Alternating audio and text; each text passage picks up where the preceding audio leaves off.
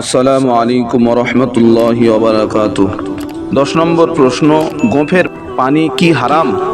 এর উত্তরে আমি বলবো, আমাদের মুসলিম সমাজে এই কথাটি ব্যাপক প্রচলিত যে গোঁফের পানি হারাম, অর্থাৎ পান করার সময় যে পানি গোঁফে লাগে তা অপবিত্র।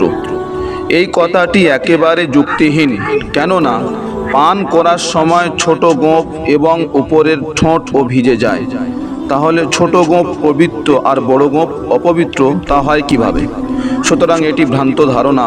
মহানবী সাল্লাল্লাহু আলাইহি ওয়াসাল্লামের শিক্ষা হলো দাড়িকে বড় রাখা আর গোঁফকে ছোট রাখা। সেই জন্য গোঁফ সর্বদা ছোট রাখা দরকার।